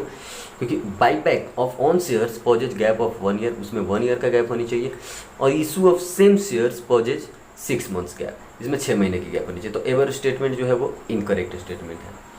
लेकिन अगर लॉ के बेस पे देखें उसको, अगर हम उसको चाहें कि पूरा एलेबोरेट कर लिखें जिससे एक भी नंबर ना कटे, तो आप लिख सकते हैं provision as per the provision of company act 2013 no offer of buyback shall be made within period of 1 year, यानी कि 1 साल के अंदर में बाईबैक नहीं होगा, वो जब भी होगा आफ्टर 1 ईयर होगा, ठीक है, from the date of the closure of the preceding offer of buyback, buyback के ऑफर से पहले ही फेनी अगर है तो 1 ईयर का गैप होना ही चाहिए, यानी कि वो 1 साल के बाद ही आप बाईबैक कर सकते हैं। और देखिए meanwhile cooling period to make further issue of the same kind shares including allotment of further shares shall be made a period of 6 month from the completion of buyback subject to certain exceptions करेंगे। तो इसमें तो 1 साल के अंदर 6 महीने आ जाता है, ठीक है, तो इसमें हो सकता है, ठीक है।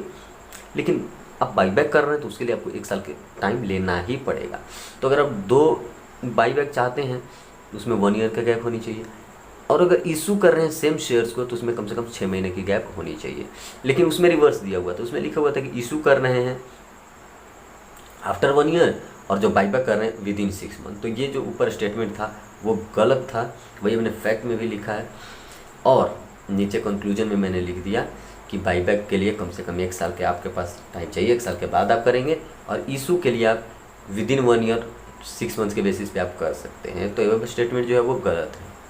अब देखिए 4 के का 2 इसमें क्या है कि एक एबीसी लिमिटेड जो है वो इशू करती है मतलब debentures within a period of 1 year. बहुत ज़्यादा वो इशू करना चाहते हैं, वो चाहते हैं कि बार बार जो है ना हम प्रोस्पेक्टस इशू करें, हम अपना डिबेंचर जो है वो हम इशू करें। मतलब आप समझिए 1 साल के अंदर वो चाहती है कि जो हम पैसा लें वो हम कैसे लें, बार बार लें, ठीक है। सब्सिक्वेंट इनको चाहिए, फ्रिक्वेंटली चाहिए, बार बार वो चाहते हैं। They don't want to issue prospectus again and again.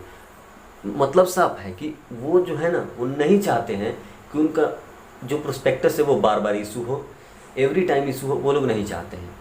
और पैसा वो बार बार लेने चाहते हैं, ठीक है, लेकिन वो ये नहीं चाहते कि बार बार प्रोस्पेक्टस निकालें। तो सुनिए कि examine the feasibility of the proposal of ABC Limited having taken into account and concept of deemed prospectus dealt with under the provision। तो बताएं कि क्या वो ऐसा कर सकती है और किस प्रोविजन के अंतर्गत, कि प्रोस्पेक्टस हम एक ही बार निकालें लेकिन 1 साल तक बार बार हम पैसे लें।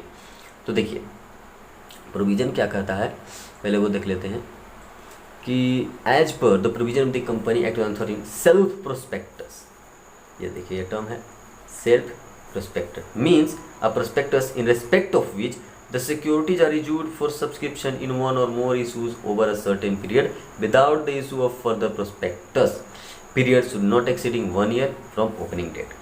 कह रहे कि वैसा प्रोस्पेक्टस है सेल्फ प्रोस्पेक्टस कंपनी एक्ट में जिसका मतलब ही है इन रेस्पेक्ट ऑफ सिक्योरिटी जो इशू किया जाता है सब्सक्रिप्शन के लिए वो बहुत ज़्यादा पीरियड के लिए, जो बहुत बार बार के लिए होगा, 1 और more issues over a certain period, एक सर्टेन पीरियड पे ही ज़्यादा से ज़्यादा जो है वो बार बार इशू किया जाएगा, जो कंपनी चाहती थी कि हमें मिले, कि हमें बार बार जो है वो पैसा मिले लेकिन प्रोस्पेक्टस एक ही बार जारी करे। तो ऐसा प्रोस्पेक्टस क्या हो गया, सेल्फ प्रोस्पेक्टस की। अब जारी करेंगे एक बार लेकिन आप सब्सक्रिप्शन के लिए आपको अमाउंट मिलेगा बहुत बार, ठीक है, without the issue of further prospectus. कोई आगे आपको प्रोस्पेक्टस इशू करने की जरूरत नहीं है। Within 1 year from the opening date आप जितना चाहे उतना इशू कर सकते हैं, लेकिन प्रोस्पेक्टस इशू करने की जरूरत नहीं है। आप डायरेक्टली पैसे ले लेंगे, आपको किसी भी चीज़ को प्रोस्पेक्टस को बार बार देने की जरूरत नहीं है। 1 साल में आप जितना बार चाहे उतना बार पैसे आप ले सकते हैं। तो फैक्ट क्या था कि यही वो कंपनी चाहती थी, वही फैक्ट में लिखा है। ये भी सी जो है वो प्रपोज किया issue frequently series of debentures within a period of 1 year. Okay, they don't want to issue prospectus again and again. Feasibility of the proposal of the ABC limited taken into account the concept of deemed prospectus. वही कह रहा है कि इसको बताएं, ठीक है, कैसा प्रोस्पेक्टस जारी करेगा, वो सेल्फ प्रोस्पेक्टस जारी करेगा। तो वही मैंने कंक्लूजन में लिखा कि the proposal of ABC limited to take into account the concept of deemed prospectus is correct. सही बात है, वो ऐसा कर सकती है, लेकिन कैसे, company is registered with SEBI, वो सेबी के साथ अगर रजिस्टर्ड है तो, या फिर information of memorandum together with self prospectus, ये दोनों जारी करेंगे, ठीक है। मतलब साफ है इसका कि वो ऐसा कर सकती है, उसे ये मिल जाएगा। किस बेसिस पे मिलेगा, कंपनी रजिस्टर्ड है सेबी के साथ, हाँ भाई जब वो सेबी के साथ रजिस्टर्ड है उसको मिलनी चाहिए information memorandum together with self prospectus. Self prospectus के साथ जो है इन्फॉर्मेशन मेमोरेंडम दे दिया गया है कि हाँ आपसे जो है वो बार बार लिया जाएगा, आप एक बार प्रोस्पेक्टस ले लीजिए, आपसे पैसे बार बार लिए जाएंगे। वो था 4 का A का 2। अब देखिए 4 का B। 4 का B में जो क्वेश्चन है वो क्या है, वो देखिए कि अनसिक्योर्ड, उसकी पहले आप समझ लीजिए उसके बाद कि अनसिक्योर्ड लोन जो है वो कंट्रीब्यूट किया गया था प्रोमोटर्स के द्वारा। किस कंपनी के, ग्रीन लिमिटेड कंपनी के। ग्रीन लिमिटेड कंपनी के जो प्रोमोटर्स है वो अनसिक्योर्ड लोन कंट्रीब्यूट किए थे। Which is brought because of stipulation, वो स्टिपुलेशन वैसी ज़रूरत थी तो वो चीज़ लाया गया था, ठीक है। Imposed by the SIDCL and loan provided by the promoters themselves. The unsecured loan is deposit और नॉट, क्या ये डिपॉजिट है या नहीं है। देखिए प्रोमोटर्स जो हैं वो अनसिक्योर्ड लोन प्रोवाइड किए हैं, ठीक है, कंपनी को एक स्टिपुलेशन के लिए। अब पूछ रहा है कि in the light of provisions of the company act 2013 made thereunder whether unsecured loan will treated as deposit और नॉट, क्या ये डिपॉजिट है या नहीं। देखिए डिपॉजिट के लिए क्या क्या कंडीशन चाहिए पहले वो पढ़ लेते हैं। अगर कुछ अमाउंट जो है वो अनसिक्योर्ड लोन अगर प्रोवाइड किए हैं डायरेक्टर्स तो क्या कब कब वो जो है वो डिपॉजिट माना जाएगा। देखिए एनी अमाउंट प्रोविजंस में लिखे हैं कि as per the provision of the company act 2013 following amount is not considered as deposit, करके ये सब अमाउंट जो है वो प्रोमोटर्स जो देते हैं वो कभी भी नहीं माने जाएंगे क्या, डिपॉजिट। देखिए कब कब डिपॉजिट नहीं माने जाएंगे। Any amount brought by the promoters by way of unsecured loan pursuance of stimulation of any lending financial institution or bank subject to the fulfillment of the following condition। इन चीज़ों के लिए अगर वो बैंक से पैसा लिया गया प्रोमोटर्स के द्वारा तो वो जो है वो डिपॉजिट नहीं माना जाएगा। The provided loan is either of promoter himself और रिलेटिव्स और बोथ, करके अगर वो खुद के रिलेटिव से पैसा उठाकर आपको दे रहे हैं, ठीक है, एज ए अनसिक्योर्ड लोन, तो उसे डिपॉजिट आप नहीं कहेंगे। मतलब देखिए आपको मैं समझा देता हूँ, सिंपल सी बात है। डायरेक्टर्स जब भी खुद का पैसा या खुद के फंड से पैसा या खुद के फ्रेंड से पैसा अगर कंपनी को प्रोवाइड करती है और कहती है कि अनसिक्योर्ड लोन जो मैं आपको दे रहा हूँ वो डिपॉजिट है, तो डिपॉजिट नहीं माना जाएगा। क्यों? क्योंकि ये खुद का है। जैसे ही वो सामने वाले से किसी आउटसाइडर से पैसे लेकर आपको देते हैं तो उसे आप डिपॉजिट मानेंगे। देखिए और क्या किससे डिपॉजिट नहीं मानेंगे? The provided loan is either of promoter himself और रिलेटिव्स और बोथ, स्टिपुलेशन ऑफ कंपनी, यानी कंपनी के अंदर में ही फंड से आप दे दिए तो फिर कोई दिक्कत की बात नहीं है, इसे डिपॉजिट नहीं मानेंगे। It is not deposit until it is repaid, ठीक है। Deposit means no concern with promoters and hence his और हर रिलेटिव से भी कोई रिलेशन नहीं होनी चाहिए। एज ए प्रोमोटर्स अगर आप चाहते हैं कि डिपॉजिट दें तो आप पैसा आउटसाइड से दीजिए, ना कि अपने रिलेटिव से या फिर अपने से फंड से। तो फैक्ट में वही बात किया गया कि वो लोग अनसिक्योर्ड लोन प्रोवाइड किए हैं, ठीक है, and loan provided by the promoters themselves, वो खुद ही प्रोवाइड किए हैं। The unsecured loan is deposit और नॉट। तो ऊपर ग्राउंड पे हम कह सकते हैं कि क्योंकि वो लोग स्टिपुलेशन में दिए हैं, खुद का पैसा दिए हैं, देमसेल्फ साफ लिखा हुआ है, तो वो अनसिक्योर्ड लोन जो है आर नॉट डिपॉजिट, डिपॉजिट नहीं है। क्योंकि वो खुद दिए हैं। अगर वो लोग बाहर से कहीं से उठा कर देते, आयररेस्पेक्टिव ऑफ द रिलेटिव्स, फर्म्स या फिर पार्टनर्स, खुद से कोई रिलेशन नहीं होनी चाहिए भाई। कंपनी का साफ मतलब है, डिपॉजिट का मतलब है आउटसाइड का पैसा होनी चाहिए, ना आपका ना आपके कोई रिलेटिव्स का, आपके पार्टनर्स का नहीं होनी चाहिए, ठीक है। अब देखिए 4 के सी का 1, उसमें साफ क्वेश्चन है वैलिडिटी ऑफ, यहाँ पे पूछा हुआ है फॉलोइंग स्टेटमेंट, कह रहा है कि things attach to the earth have been held to immovable property. क्या वो इमूवेबल प्रॉपर्टी है? बिल्कुल इमूवेबल प्रॉपर्टी है। क्यों? क्योंकि वो रिलेटेड है भाई किससे? वो रिलेटेड है लैंड से, और लैंड पर ही वो चीज़, अगर अर्थ पर ही वो चीज़ उगी हुई है तो अर्थ तो इमूवेबल है, तो उससे रिलेटेड चीज़ जो कि डेफिनेशन में दिया हुआ है इमूवेबल प्रॉपर्टी का, कि जो चीज़ उससे अटैच्ड है वो भी इमूवेबल है। इमूवेबल प्रॉपर्टी में साफ लिखा हुआ है। तो ये क्या हो गया? ये वैलिड बात हो गई कि सच में वो भी इमूवेबल हो गई। The word bullocks could be interpreted to include cows. अब देखिए इन दोनों का ना स्पेसिफिक जेंडर पे जो है वो अलग अलग नाम है, ठीक है। Bullocks could be interpreted to include cows, नहीं, बिल्कुल भी नहीं, क्योंकि word shows specific gender. Specific gender को शो कर रहा है तो दोनों सिमिलर कैसे हो सकता है? इंटरप्रीट एक को आप नहीं कर सकते, ठीक है। 4 का सी हो गया। अब देखिए 4 का डी। 4 का डी में जो डायरेक्ट क्वेश्चन है उसमें पूछा है कि associate words to be understand in common sense manner. अब देखिए एसोसिएट वर्ड की बात है तो एसोसिएट वर्ड कहते हैं किसको? पहले वो देखिए, when 2 or more words couple together, और एक बन जाते, जब 2 वर्ड्स आकर एक बन जाते, जैसे एसोसिएट कंपनी में था, ठीक है। They form parallel similar nature quality ETC, similar की वैसे ही होती हैं, दोनों जुड़ जाती हैं। और देखिए इधर देखिए नोसिटूर सोसिस, ये जो है वो क्या कहता है? Is wider than the rule of ejusdem generis. ये सब देखिए ये याद करने की चीज़ है, सिंपल सी बात है, ओके। और देखिए noscitur is associate while ejusdem generis is its application. मतलब देखिए कह रहा है कि ये जो नोसिटोर सोइसिस होती है ना, वो वाइडर टर्म है देन द रूल ऑफ एजुस्डर्म। क्यों वाइडर है? क्योंकि एजुस्डर्म जो है वो इसका ही एप्लीकेशन है, किसका? नोसिटोर का, इसका एप्लीकेशन यानी कि यूजेज में ये भी आता है।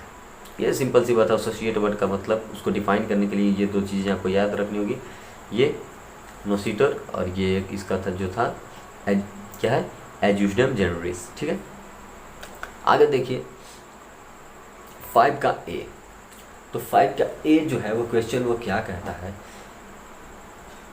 कि एक गुली डंडा एक सेक्शन 8 कंपनी है। सेक्शन 8 कंपनी मतलब एनपीओ। एनपीओ मतलब जो फ्री के लिए बनाई गई हो, ना वो प्रमोटर्स को पैसा देती हो, ना खुद प्रॉफिट अर्न करती हो, कुछ भी नहीं। जो भी प्रॉफिट अर्न करती हो उसे सरप्लस बताकर आगे यूज करती हो। तो ये जो है वो एक गुली गिली डंडा कंपनी है, सेक्शन 8 कंपनी यानी एनपीओ, जिसको बनाया गया है गुली डंडे को प्रमोट करने के लिए, ठीक है। और इस जो कंपनी है वो प्रॉफिट अर्न कर रही है, जो कि सरप्लस कहते हैं जिसे, और ये क्या कि अपने मेंबर्स को डिस्ट्रीब्यूट करने लगी कि लो भाई अपना अपना डिविडेंड ले लो, जो कि अलाउड नहीं है। एनपीओ में किसी को भी कुछ नहीं दिया जाता। Mister A is a member complain to regular authority. एक मेंबर होते हैं जो कि कंप्लेन कर देते हैं अथॉरिटी को कि हमारी कंपनी ऐसी ऐसी काम कर रही है, तो क्या ऐसी होनी चाहिए। इसमें क्वेश्चन था कि इज कोई प्रोविजन उसको रिवोक करने का लाइसेंस, हाँ सेंट्रल गवर्नमेंट कर देगा।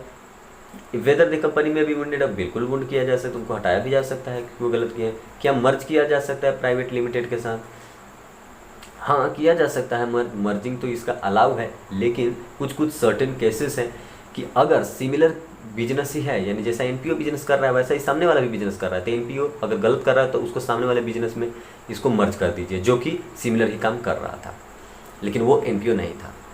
तो देखिए प्रोविजन क्या कहता है कि according to provision of company act 2013 section eight company is a company form to promote education, association, religion without aiming profit. कोई प्रॉफिट एम नहीं करती, they never aim profit. In case if such company न do any fraud, कोई fraud करती है या फिर कोई डिविडेंड प्रोवाइड करती है अपने मेंबर्स को, तब सेंट्रल गवर्नमेंट जो इसके लाइसेंस को रद्द कर सकते हैं, या फिर कंपनी इसकी डूब सकती है, या कंपनी जो है एनपीओ वो किसी और कंपनी से जुड़ सकती है, किसी प्राइवेट कंपनी से, लेकिन सिमिलर ऑपरेशन होनी चाहिए। यानी कि अगर ये गिल्ली डंडा प्रमोट करे तो सामने वाला भी गिल्ली डंडे का ही बिजनेस कर रहा हो, तो उसमें इसको इन्वॉल्व कर दिया जा सकता है। कब? जब ये गलत कुछ करता है। तो आगे देखिए फैक्ट में ये गलत क्या किया है। गलत यही किया है कि वो जो है वो प्रॉफिट डिस्ट्रीब्यूट कर दिया है। फैक्ट में मैं यही लिखा हूँ, ठीक है। तो कंक्लूजन में आप क्या लिखेंगे, फर्स्ट में जो पूछा था कि is there any provision under, क्या कोई प्रोविजन है जिसके तहत इसके लाइसेंस को रद्द किया जा सकता है। तो देखिए सेंट्रल गवर्नमेंट जो की लाइसेंस देती है किसी भी एनपीओ को, वो रिवोक कर सकती है, ठीक है। वेयर कंपनी, जब कंपनी कोई भी रिक्वायरमेंट को कॉन्ट्रावेंस करती है, उसको फुलफिल नहीं करती है, या फिर अपने मेंबर्स को पैसे देने लगती है, या फिर प्रॉफिट अर्न करने लगती है, खुद ही रखने लगती है, ठीक है, और उसको जो है वो कोई भी जो सेक्शन 8 कंपनी का रिक्वायरमेंट है उसको फुलफिल नहीं करती है, तो सेंट्रल गवर्नमेंट उसका लाइसेंस रद्द कर देगा। लेकिन रद्द करने से पहले क्या करेगा कि इन सच केस रजिस्ट्रार शैल पुट लिमिटेड और प्राइवेट लिमिटेड, ये तो बाद की बात हो गई कि लाइसेंस जो है इसका कैंसिल किया जाएगा। सबसे पहले सेंट्रल गवर्नमेंट क्या करेंगे कि इसका लाइसेंस कैंसिल करेंगे, और लाइसेंस कैंसिल करने के बाद रजिस्ट्रार तक ये बात जाएगी, और रजिस्ट्रार साहब क्या करेंगे, चाहे तो प्राइवेट लिमिटेड या फिर सिर्फ लिमिटेड पुट कर देंगे कंपनी के नाम पे, क्योंकि जो एनपीओ होता है उसके सामने तो ये सब नहीं लगा रहता है कि ये प्राइवेट है पब्लिक है, लेकिन अब उसके सामने लग जाएगा। क्यों? क्योंकि उसका लाइसेंस रद्द हो गया है। अब या तो ये पब्लिक कंपनी बनेगा या प्राइवेट कंपनी, ठीक है। और क्या हुआ है इसमें कि सेंट्रल गवर्नमेंट जो है वो रिवोक कर सकते हैं लाइसेंस, लेकिन उनको एक चांस दिया जाएगा। किस चीज़ का? कि हाँ आप बदलना चाहते हैं, आपको हम इस चीज़ में मर्ज कर रहे हैं, कर दें या नहीं कर दें, उनको एक चांस मिलना चाहिए। वो फ्रॉड किए थे इसलिए उनके साथ ऐसा होता है, और सेंट्रल गवर्नमेंट उनको रिवोक कर सकती है। ये तो क्वेश्चन नंबर 1 था कि क्या रिवोक कर सकती है और किस बेसिस पे। तो इस बेसिस पे कि उसका पहले देखेगी कि फंक्शन वो नहीं कर रहा है, तो लाइसेंस रद्द कर देगी, उसको एक चांस देगी कि हाँ आप क्या कहना चाहेंगे, और रजिस्ट्रार को कह देगी कि हाँ आप इसके सामने या तो प्राइवेट कंपनी बनाइए या पब्लिक कंपनी, जैसा ये चाहे, अगर मैच कर रहा है तो बना दीजिए। दूसरा पूछ रहा है कि कंपनी क्या बंद हो सकता है? बिल्कुल बंद हो सकता है, क्यों नहीं हो सकता? सेंट्रल गवर्नमेंट उसको बंद कर सकता है, लेकिन एक चांस देगा, giving opportunity of being heard. हाँ आप क्या कहना चाहेंगे, हम आपको बंद कर रहे हैं, आपको ख़त्म कर देंगे। क्यों? तो वो भी बोलेंगे कि हाँ हमसे क्या हुआ, आगे वो क्या करना चाहते हैं। अगर वो चाहते हैं कंटिन्यू करेंगे, बाकी मेंबर जो भी फ्रॉड किए हैं, या फिर हो सकता है कोई हेड ऐसा जो है वो गलत किया उसको रिमूव कर दिया जाएगा, उसके बाद काम करेगा कि नहीं करेगा। तो वो सारी बातों चीज़ों पे डिस्कस करके उनको एक चांस दिया जाएगा सुनने का, उनकी बातों को सुनकर, और फिर जो है बॉन्ड अप कर दिया जाएगा। तीसरा पूछ रहा था कि स्टिक प्राइवेट लिमिटेड कंपनी के साथ वो जुड़ सकती है। तो देखिए क्योंकि ये गिल्ली डंडे की काम कर रही है, पहली बात ये समझिए, तो जो प्राइवेट कंपनी सामने है उसका भी ऑब्जेक्टिव गिल्ली डंडा का ही होना चाहिए, लेकिन इसमें साफ लिखा हुआ है कि वो स्टिक प्राइवेट लिमिटेड कंपनी है, तो उसके साथ क्या ये जुड़ सकती है? नहीं, Gilli Danda company can not merge with the stick private limited company because object of, देखिए object of both the company are different and not similar. Similar है ही नहीं ऑब्जेक्टिव, तो क्यों उनके साथ जो है वो ये अपना कंपनी चलाएगा? नहीं, एनपीओ तो मर्ज हो जाएगा आफ्टर वुंड अप, खत्म, मतलब उनका लाइसेंस रद्द करने के बाद इनको दूसरे कंपनी में जोड़ा जा सकता है, लेकिन कब? जब सामने वाला का भी ऑब्जेक्टिव, उस कंपनी का भी ऑब्जेक्टिव सेम हो, डिफरेंट ना हो। डिफरेंट होगा तो नहीं जुड़ेगा। अब 5 का बी देखिए, उसमें क्या हुआ है कि एक ए लिमिटेड थी, ठीक है, ए लिमिटेड, जो कि अपना फर्स्ट एजीएम हेल्ड करती है 15 सितंबर 2021 को, ठीक है, 15 सितंबर 2021 को वो पहला एजीएम हेल्ड करती है। आगे देखिए, द मीटिंग जो होता है वो मिस्टर बी के द्वारा, the meeting was presided over by mister B, जो कि चेयरमैन है of the company of board of directors. वो चेयरमैन है, ठीक है, वही जो है ना वो साइन करते हैं किस चीज़ को, जो भी एजीएम होता है उस चीज़ को वही हैंडल करते हैं। और वो क्या हुआ कि मिस्टर बी इंडिया बेचारा छोड़ देते हैं, किस दिन को, 17 सितंबर को, अपने पापा के पास चले जाते हैं जो कि बीमार थे लंदन में, साइन नहीं किए और वो चले गए। तो पूछ रहा है कि अब कौन साइन करेगा मिस्टर बी में। मिस्टर बी एक थे जो कि साइन करते थे, उनको जो है टोटल हैंडल करने की जो थी अथॉरिटी थी कि क्या हैंडल करने की, एजीएम, एनुअल जनरल मीटिंग। अब कह रहा है कि वो चले गए बेचारे कहीं अब्रोड, तो अब उनके बिहाफ पे कौन साइन करेगा। तो देखिए कौन करेगा उस टोटल चीज़ को प्रोविजन के वे में देखते हैं कि according to provision of company act 2013 minutes of meeting of a company should be signed by the chairman, ठीक है, चेयरमैन के द्वारा ही साइन होता है। और ये मैंने डिफाइन किया है कि these minutes are evidences of proceeding recorded in a meeting in case अगर वो एब्सेंस हो जाते हैं या फिर इनअवेलेबल हो जाते हैं। कौन इनेबल हो जाते हैं, चेयरमैन, तब क्या होगा, minutes can be signed by director authorised by board for the purpose, ठीक है। अब साइन वो करेगा वो डायरेक्टर जिसको बोर्ड ने ये पावर दे रखी है किसी भी डायरेक्टर को साइन करने का, तो वो डायरेक्टर भी साइन कर सकते, लेकिन साइन कितने दिन के अंदर होनी चाहिए, 30 दिन के अंदर। तो वही फैक्ट में मैं बताया कि 15 सितंबर को फर्स्ट एजीएम होना था, 17 सितंबर को जो है वो छोड़ दिए, तो विद इन 30 डेज सिग्नेचर हो जानी चाहिए। ओके, तो देखिए इसमें हुआ क्या है, नीचे एनी डायरेक्टर, कोई भी directors can sign in the meeting in the absence of chairman mister B having such authority for this purpose.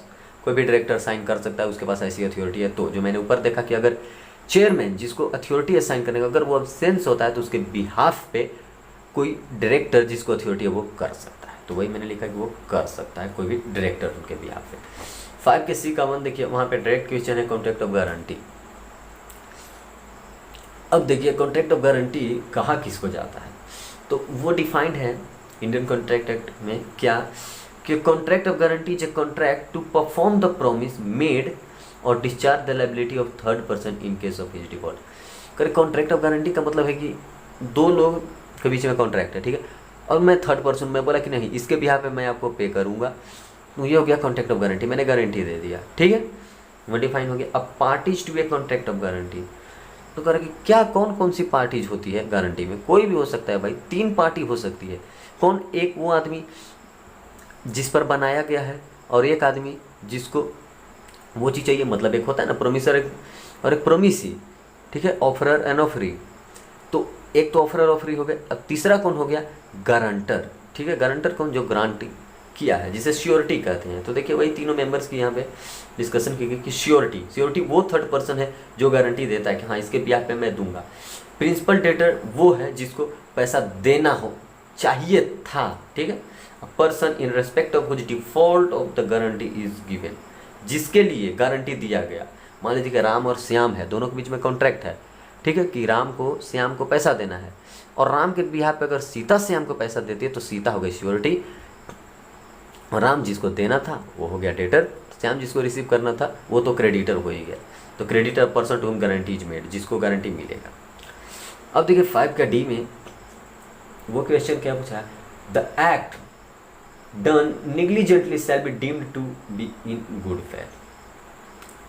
करके the act done negligently shall be deemed to be good faith. Good faith पहले कहते किसको है, देखिए good faith का मतलब है कि हमको पता नहीं था सच्चाई और हमने विश्वास करके कोई काम कर दिया, उसी को कहते हैं गुड फेथ लोकल लैंग्वेज में। तो देखिए इसको डिफाइन कैसे करते हैं, anything done with due care and attention which is not mala fide is presumed to have been done in good faith. पता ही नहीं है कुछ, केयर अटेंशन में वो कर लिया और उसको कुछ भी पता नहीं है, ठीक है, सच्चाई का।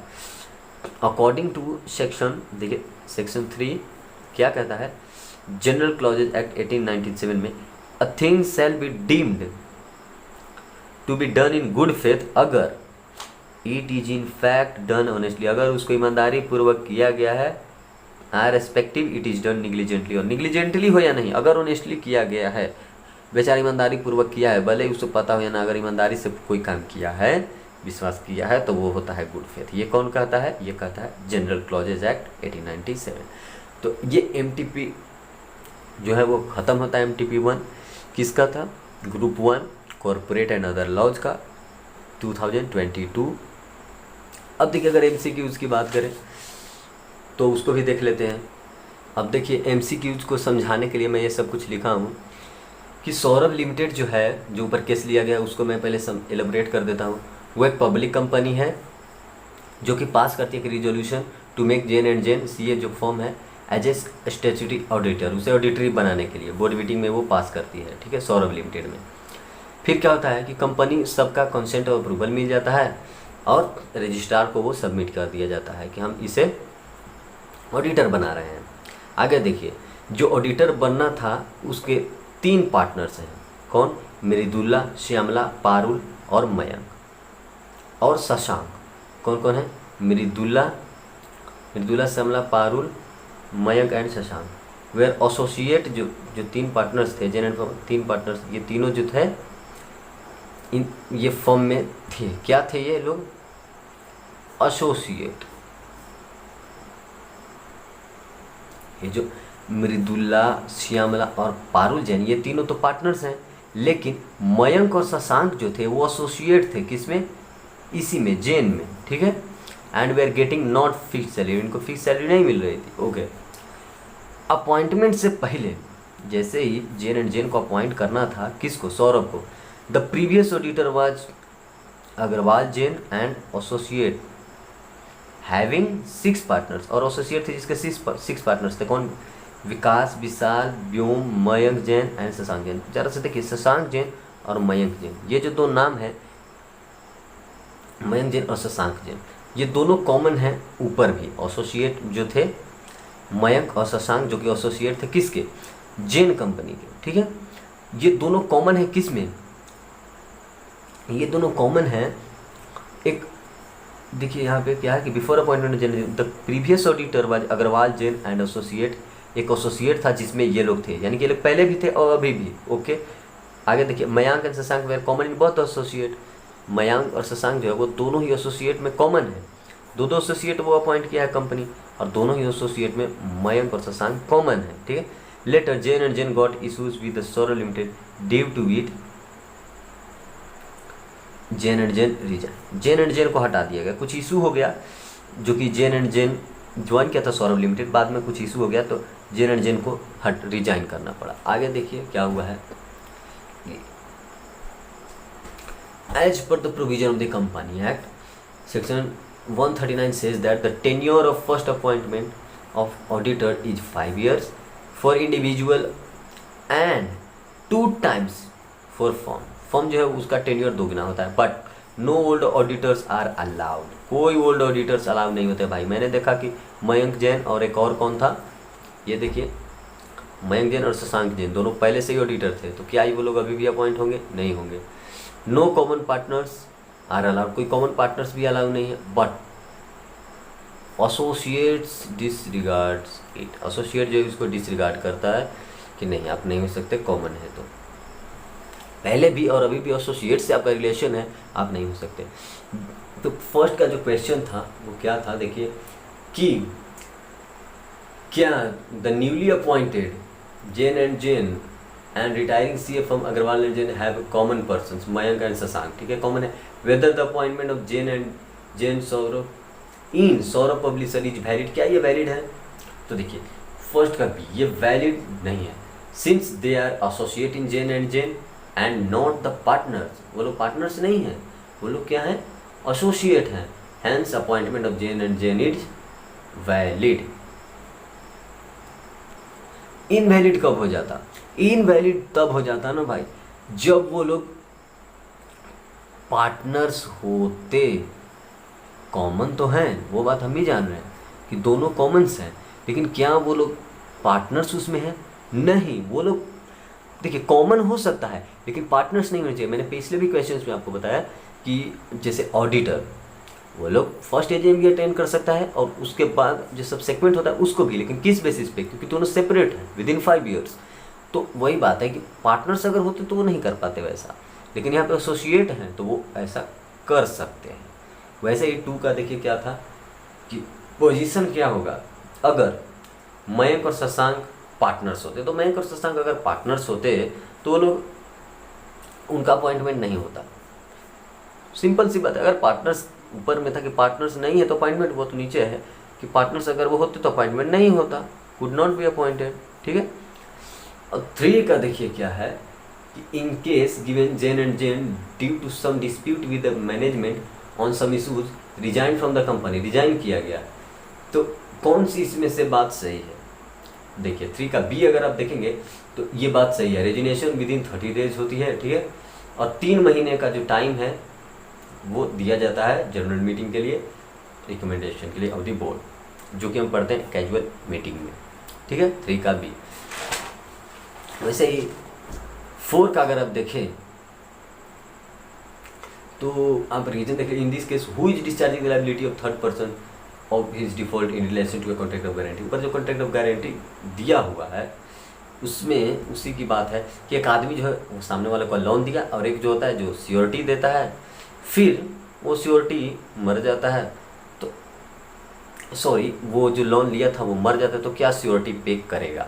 ठीक है। यही ऊपर जो लॉ था।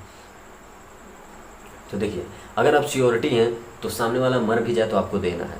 ठीक है। तो 4 का ए में देखिए कि कौन डिस्चार्ज कर रहा है, यही पूछा है, हु इज डिस्चार्जिंग। तो डिस्चार्ज तो भाई since the Mithun discharging the liability as a grantor, ए मिथुन वहाँ पे किया है बेचारा। अब देखिए what is the consideration in case of contract between Mithun and bank, क्या दोनों के बीच रिलेशन है।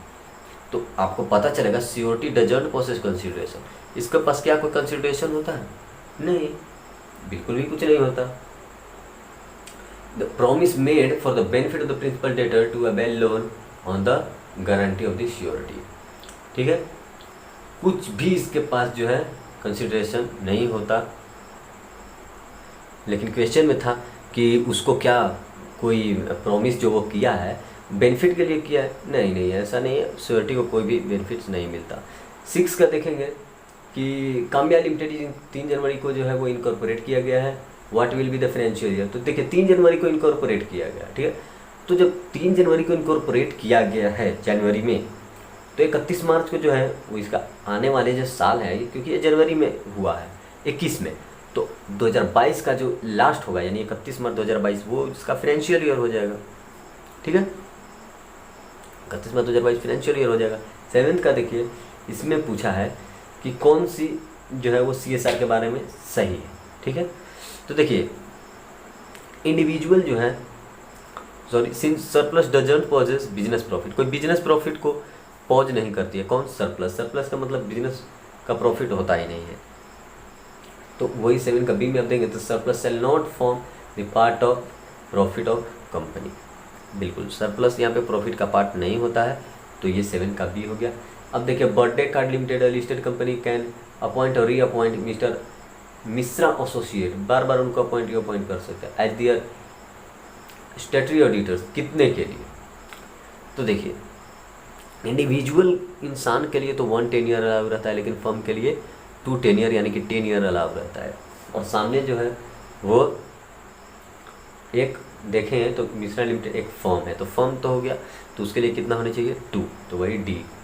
9 का देखिए विनोद एक डायरेक्टर है प्रेम लिमिटेड में, he intends to participate in the board meeting वो थ्रू वीडियो कॉन्फ्रेंसिंग से and has intimated the same to the chairpersons at the beginning of the calendar. Okay. Advice Vinod for how long such declaration will be valid.